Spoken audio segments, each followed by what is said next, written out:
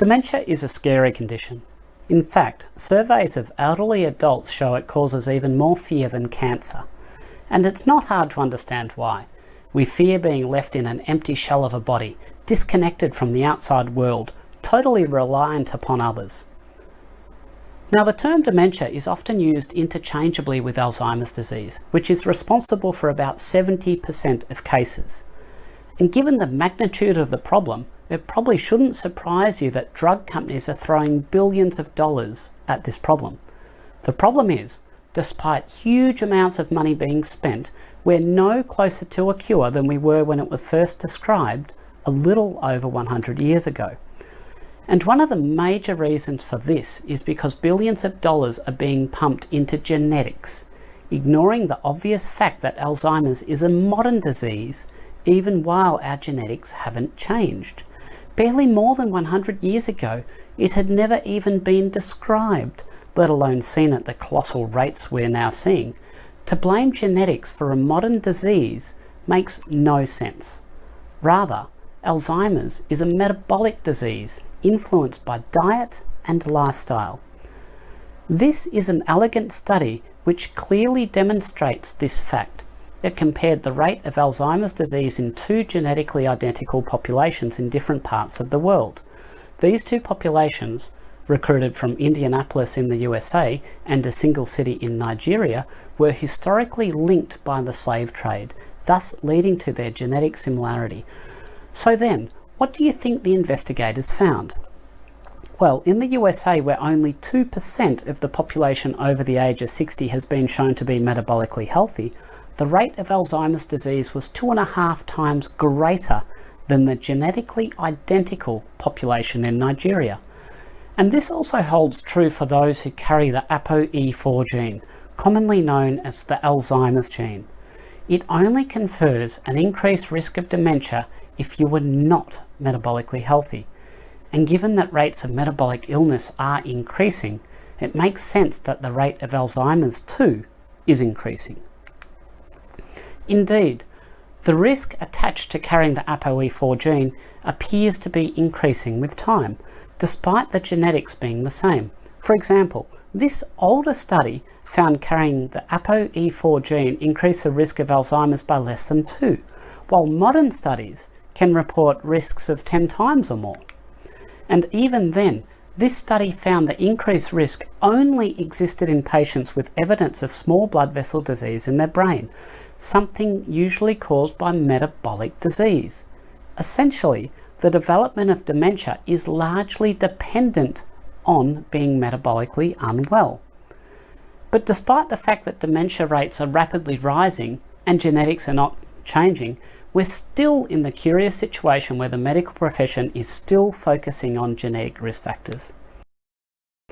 The vulnerability of the brain to metabolic illness is obvious when you consider that while it constitutes only 2% of the body's volume, it consumes over 20% of its energy.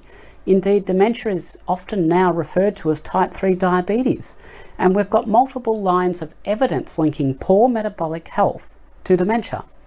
For example, subjects who have an increased waist circumference, which is a marker of visceral fat deposition and poor metabolic health, are 3 times more likely to develop dementia than their lean counterparts. Obesity too quite literally shrinks your brain, even for those in their 40s. So then, what to do? How do we prevent dementia? We'll start by avoiding processed foods, which are often loaded with seed oils and fructose-containing sugars. You see, these substances are uniquely harmful to our metabolic health, and when consumed habitually, they can be devastating to our brain. Let's begin with sucrose, commonly known as table sugar. The thing that makes it so bad is that it contains exactly 50% fructose, pretty similar to what is in high fructose corn syrup. And fructose, quite specifically, contributes to metabolic sickness, which includes fatty liver disease and insulin resistance, the end result of which is elevated levels of sugar in the blood, known as diabetes. This study clearly showed the metabolic harm of fructose-containing sugars. 41 children who habitually consumed high levels of fructose-containing sugar had the fructose replaced with glucose. Essentially, their fructose intake went from 12% of their energy intake to 4%, while their total carbs and energy intake was kept constant. In just 9 days, their average liver fat reduced by more than 30%. And not surprisingly, this was also accompanied by big reductions in insulin levels, all after just 9 days of reducing fructose-containing sugar. The point is, fructose-containing sugars can be devastating for our metabolic health. Let's now take a look at seed oils. By virtue of their chemical structure, polyunsaturated oils are prone to something called oxidative damage. These double bonds, present in all unsaturated fats, are chemically reactive and prone to something called oxidation. And this is why when we heat unsaturated fats, they produce far more toxic compounds than their saturated counterparts. And you'll note that olive oil, which is largely monounsaturated, meaning it contains a single oxidation-prone double bond rather than the multiples found in polyunsaturated seed oils, is something of a halfway house. Not as oxidation-prone as seed oils, but not as stable as saturated fat. It should be noted, there's no compelling evidence that olive oil is superior in any way for health to saturated fat. And heating these oils absolutely increases their toxicity. However, even unheated, as you might use in a salad, they still pose problems. This graph shows the progressive oxidation of walnut oil over a matter of days, long before it would get to the supermarket, let alone onto your salad. And you should also know that omega-3 oils, being polyunsaturated, are also oxidation prone, perhaps even more than their omega-6 counterparts. And even when multiple antioxidant compounds are added to omega-3 oils, they still oxidize. Take this 2020 study which found that while adding a cocktail of antioxidants did indeed reduce the oxidation, it didn't eliminate it. Levels of oxidation were still significant, even just over a few days. And this Australian study, every brand of fish oil tested had detectable oxidation products, with 38% of samples even failing a voluntary industry standard. And it's likely that fish oil oxidation is one of the main reasons why the vast majority of studies looking at fish oil do not find any benefit. In fact, 16 of the 18 studies in this review listed here did not find any advantage to fish oil supplementation. This is likely because when we consume oxidized oils, we absorb the oxidation products. The more oxidized the oil, the more we absorb. It doesn't matter whether it's a fish oil or a seed oil. Compare the absorption of oxidation products from a low oxidized oil and a highly oxidized oil, and have no doubt circulating oxidation products are harmful to our health. It's also important to know that the combination of elevated blood glucose levels, such as seen in poorly controlled diabetes, effectively multiplies the dose of oxidation from these oils. Compare the absorption of oxidation levels in those with normal blood glucose levels to those with high blood glucose levels. And not only was the amount of oxidation product absorbed much greater, they remained in the circulation for far longer. 8 hours versus 3 days. 9 times longer. And the combination of fructose-containing sugars and oxidized oils is what makes so many processed foods literally toxic to our brain. Most processed foods contain at least one, and commonly both, of these ingredients. Have no doubt, processed foods are absolutely implicated as a major cause of Alzheimer's disease. Let's take a look at what happens inside your brain to see how processed foods can be so damaging. Clumps of damaged proteins known as beta-amyloid plaques define Alzheimer's disease, being thought to cause much of the damage. And until relatively recently, we could only identify beta-amyloid by microscope after death. Now, however, it can be visualized while still alive. Here you can see advanced brain imaging demonstrating the brain of an Alzheimer's patient riddled with beta-amyloid. These beta-amyloid plaques are aggregates of individual beta amyloid peptides. But these peptides don't naturally just clump together. Rather, they have to be damaged first. And this is where sugar and seed oils come in. In the presence of sugar, these beta amyloid peptides can form early glycation products through the process of covalent binding or chemical attachment of sugar to the peptide. And glycation of the beta amyloid peptides makes them prone to clumping together and progressing to advanced glycated end products, which are essentially what the beta amyloid plaques are. And this final step can be enhanced by oxidative stress, the same oxidative stress experienced on consumption of oxidized seed oils. The end result, these beta amyloid plaques, which are characteristic of Alzheimer's disease, are scattered throughout the brain.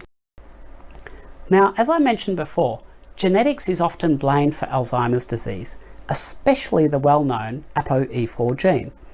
The ApoE gene can be found on the 19th chromosome, and it comes in 3 flavors: ApoE2, E3 and E4, and everyone has 2 of these genes, one from each parent, and it is the combination of 2 ApoE4s which is most strongly associated with Alzheimer's disease. And having 2 of these genes confers probably about a 5 times greater risk of developing Alzheimer's disease. But here's the thing, genetics is not fate. Just because you happen to have 2 E4 genes does not consign you to a fate of dementia. It is, I believe, dependent on metabolic health. Those in good metabolic health, irrespective of E4 status, do not have an increased risk of Alzheimer's disease. The ApoE gene serves as the blueprint for this protein, which is embedded within the membrane of HDL cholesterol particles. And HDL particles in the brain act as a natural defense against beta amyloid deposition, because it can actually remove them. That's right, HDL particles in the brain, by way of the ApoE protein, can remove beta amyloid. Now, the ApoE3 variant is by far the most common, while the less common ApoE4 is the one that gets all the bad press. This is the one that is especially vulnerable to damage because of its unique molecular structure. You'll recall how beta amyloid peptides can be damaged both by sugar stress or glycation and oxidative stress from oxidized oil consumption. Well, the ApoE protein can also be damaged in the same ways. And it just so happens that the E4 variant, by virtue of its particular molecular structure, is especially prone to this. We have clear evidence from this paper which compares the tendency of the ApoE3 protein to form advanced glycated end products to the ApoE4 protein. The E4 variant is damaged by advanced glycated end products at 3 times the rate. Now consider for a moment what this means. If you carry ApoE4 and are not metabolically healthy, the HDL particles in your brain which remove toxic protein deposits are less likely to be able to function. This tendency for glycation damage, if you were not metabolically healthy, is why those with the ApoE4 genotype on average are about 5 times more likely to develop Alzheimer's disease. And when you consider that about 98% of US adults over the age of 60 are not completely metabolically healthy, you can see why having the ApoE4 gene might not be such a good thing. The thing is, if you are metabolically healthy into old age, then having the ApoE4 variant likely doesn't matter. The formation of advanced glycated end products is a manifestation of metabolic disease. And there's also other consequences of dysfunctional HDL particles which occur due to glycation and oxidation stress. This study looked at the activity of an enzyme called matrix metalloproteinase 9 in HDL particles, which were normal, and those which were dysfunctional. And it was clearly shown that when HDL particles became dysfunctional, the activity of this matrix metalloproteinase 9 increased dramatically. And the reason this is a problem is because matrix metalloproteinase 9 has been shown to disrupt something called the blood-brain barrier. The blood-brain barrier basically prevents certain circulating substances in our blood from crossing into the nervous system, where our brain resides, and disruption of the blood-brain barrier is an early biomarker of Alzheimer's disease. And this significance was demonstrated in this paper from last year, which was published in Nature. It clearly showed increases in blood-brain barrier dysfunction, which were caused by matrix metalloproteinase 9 levels, were higher in those carrying the ApoE4 protein, making their HDL particles prone to damage. So the link is, carry ApoE4, your HDL is more likely to be damaged. That reduces your ability to remove the beta amyloid plaques and leads to disruption of your blood-brain barrier.